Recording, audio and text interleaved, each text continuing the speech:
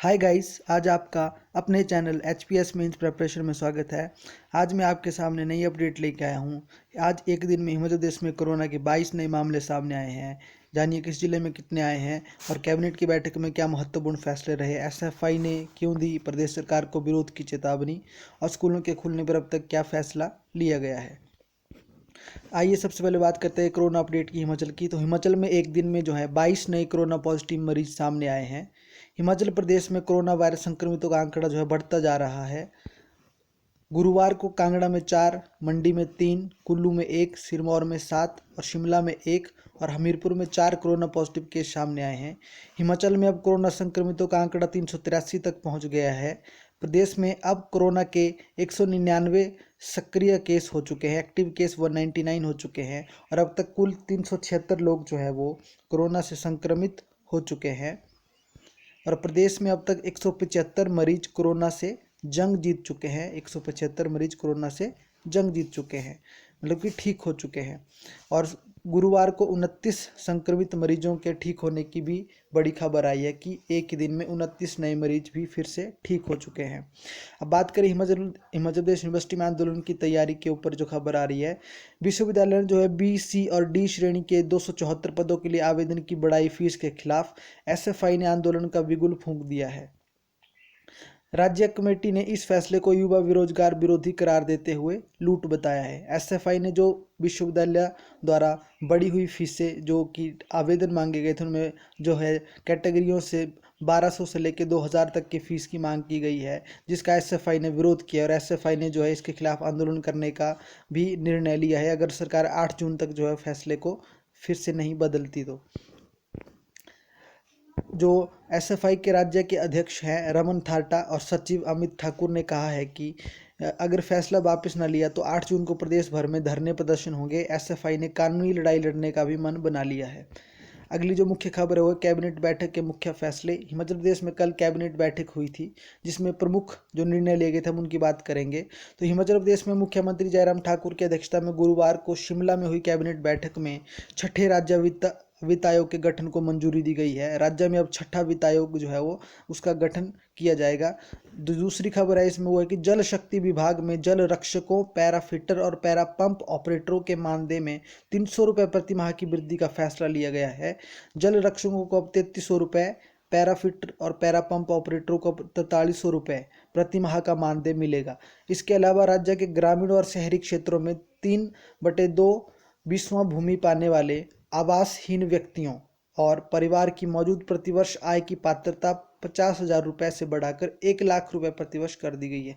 मतलब जिनके पास भूमि 3/2 बीसवां भूमि से कम है या 3/2 बीसवां भूमि है उनको राज्य सरकार द्वारा 1 साल में 1 लाख रुपये प्रतिवर्ष दिया जाएगा।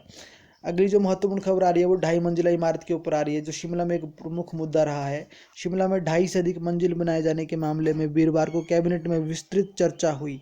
अभी यह मामला सुप्रीम कोर्ट में है। सुप्रीम कोर्ट में सरकार की अपील पेंडिंग चल रही है कि ऐसे में स्थिति स्पष्ट करने को कैबिनेट बैठक में एडवोकेट जनरल, जो हिमाचल प्रदेश के एडवोकेट जनरल है और प्रधान सचिव है विधि विभाग के, कानून विभाग के, उनको बुलाया गया है और बैठक में मामले पर विस्तृत चर्चा हुई कि 2.5 मंजिला इमारत के ऊपर क्या वो सरकार अपना पक्ष रखेगी सुप्रीम कोर्ट में।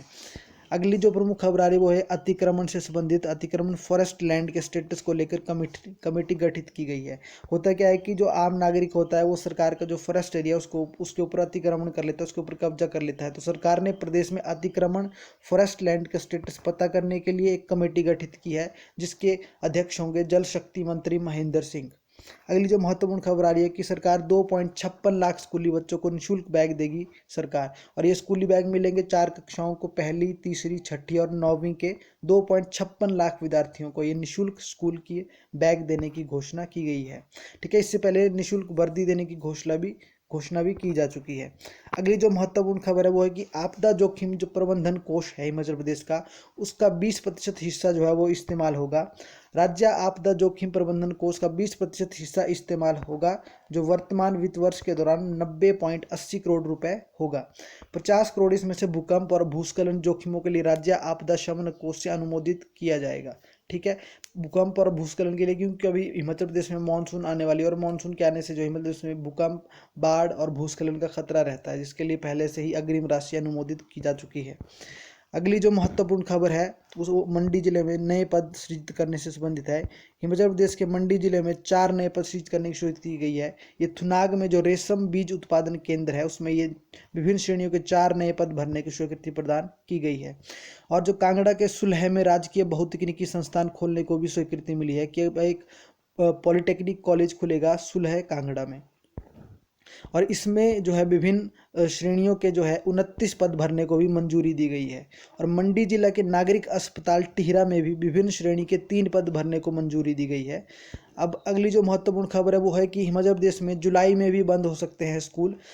कोरोना से बचाव के लिए प्रदेश में अभिभावकों की एक मीटिंग बुलाई गई थी स्कूलों की तरफ से, ठीक है, और जुलाई में भी अब स्कूलों को बंद रखने के पक्ष में है। अभिभावक चाहते हैं कि उनके बच्चे सुरक्षित रहें, इसलिए उन्होंने जुलाई में भी स्कूलों को बंद रखने की जो है वो सिफारिश की है। कुछ अभिभावकों ने हालांकि यह कहा है कि जो बोर्ड की कक्षाएँ हैं जैसे 10th और 12th है, इनमें जुलाई से एहतियात बरतते हुए कुछ क्लासेस शुरू करने की वकालत की है। उच्च शिक्षा निदेशक डॉक्टर अमरजीत कुमार शर्मा ने वेबिनार से अभिभावकों, प्रिंसिपलों और उपनिदेशकों की राय जानी। ऑनलाइन स्टडी को लेकर भी कई सुझाव दिए गए। अगली जो महत्वपूर्ण खबर वो है कि लॉकडाउन से हिमाचल प्रदेश में पर्यावरण में निखार आया है। बात करते हैं, जो रोहतांग दर्रा है वो साफ़ हो गया है। यहाँ का जो 10 PM था, ठीक है, वो 60 से घटकर 35 पहुंच गया है। और प्रदेश की नदियां, झीलें अब साफ़ हो चुकी है। रिवाल्सर की झील अब साफ़ हो चुकी है। ब्यास नदी का काफ़ी पोल्यूशन अब कम हो चुका है। हिमाचल प्रदेश का लगभग आधा प्रदूषण गायब हो चुका है। राज्य प्रदूषण नियंत्रण बोर्ड के सदस्य सचिव आदित्य नेगी ने बताया है कि वैसे तो ज़्यादातर शहरों में ही RSPM की मात्रा 100 माइक्रोग्राम पर क्यूबिक मीटर से भी कम रहती है, लेकिन लॉकडाउन में यह और घटी है। अगली जो महत्वपूर्ण खबर है कि जो मुख्य प्रधानमंत्री ने कहा था कि जिन महिलाओं के जन धन अकाउंट है उन महिलाओं के अकाउंट में 500 रुपये दिए जाएंगे। तो 5.80 लाख महिलाओं के बैंक खातों में शुक्रवार से 500 रुपये की धनराशि पहुंचना शुरू हो जाएगी। तो ये थी आज की प्रमुख बड़ी खबरें। आगे आने वाली खबरों के लिए बने रहिए। चैनल को लाइक करिए, शेयर करिए और सब्सक्राइब जरूर करिए।